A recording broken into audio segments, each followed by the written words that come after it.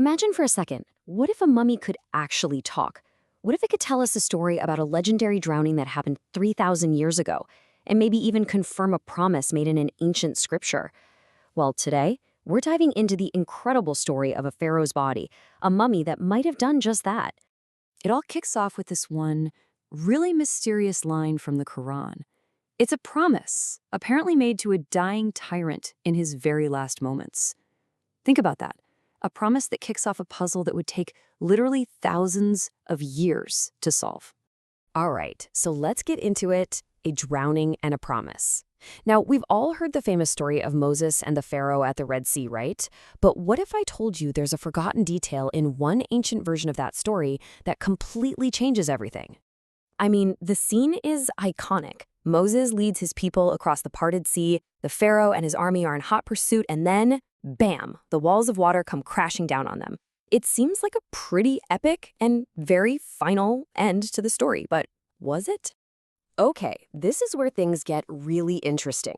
If you look at the biblical account in Exodus, it's pretty clear. The entire army was swallowed by the sea.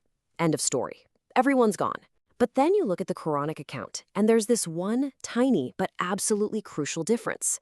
It says God makes a very specific promise to the Pharaoh himself that his physical body would be saved. And why? To serve as a sign for everyone who came after him.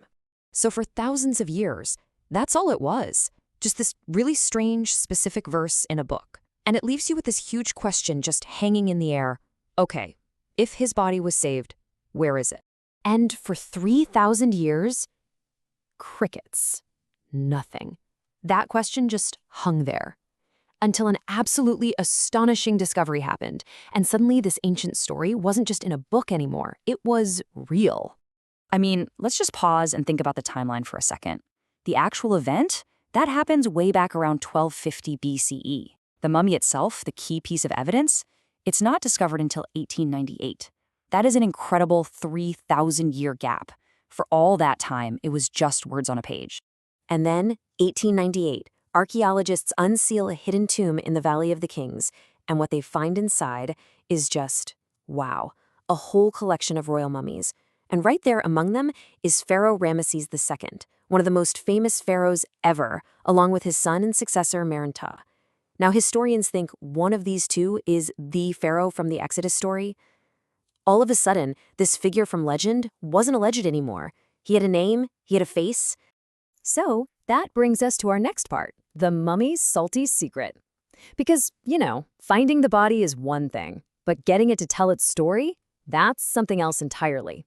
And that's where modern science comes in. Fast forward to 1974, the mummy of Ramesses II is actually starting to deteriorate. So in this really unprecedented move, the Egyptian government flies the pharaoh's body to Paris. We're talking a full-on diplomatic mission. He was even issued his own passport and greeted with the military honors of a visiting head of state. It was a huge deal. And the guy in charge of this whole operation was a French surgeon named Dr. Maurice Bucaille. He put together this incredible team of scientists from all different fields. Their one job?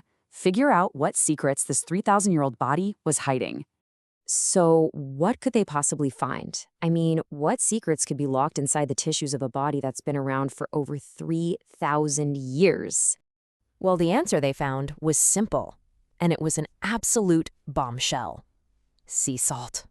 So why does a little bit of salt such a big deal? Well, the team found huge amounts of it deep inside the mummy's body.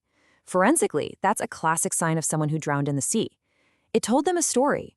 This pharaoh died by drowning, his body was pulled from the water pretty quickly, and then the mummification process started. The modern science, it was lining up perfectly with that ancient story. Okay, so we've got the ancient verse on one hand, and modern forensic evidence on the other. And they seem to match, but what do we make of that? Is this proof of a divine sign, or is it just a really, really wild coincidence? Let's break down both sides of the argument. All right, let's start with the skeptic's view. It's pretty logical, right? The Egyptians mummified their kings. That was their whole thing. So saving a pharaoh's body wasn't some miracle, it was just protocol. The sign the Quran talks about could just be a moral lesson about pride and power, not a literal prophecy about finding a body. Now, on the other hand, the believer's view really zeroes in on how unlikely this all is. Think about it. When someone drowns at sea, their body is almost never recovered. It's usually lost forever. So the fact that this specific pharaoh who drowned in the ocean was not only found but expertly preserved, that's the real anomaly. And they'll point out that the Quran made a very specific promise that the Bible didn't, that his body would be preserved. And today, you can go to a museum and see that physical body. The evidence is right there.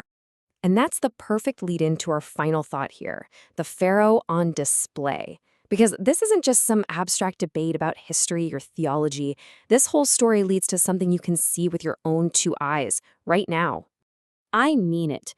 This isn't just a story. You can literally book a flight to Cairo, go to the National Museum of Egyptian Civilization, and you can stand right there, face to face with Ramesses II.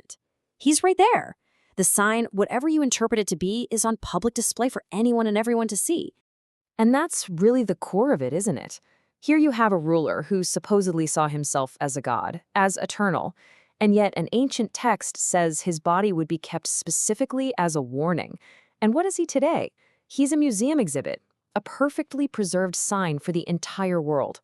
So that's the question I want to leave you with. When you look at that face, that actual person from thousands of years ago, what are you really seeing? Is it just an amazing historical artifact, the product of Egyptian customs and a stroke of archaeological luck? Or are you looking at the fulfillment of a very specific 3,000-year-old promise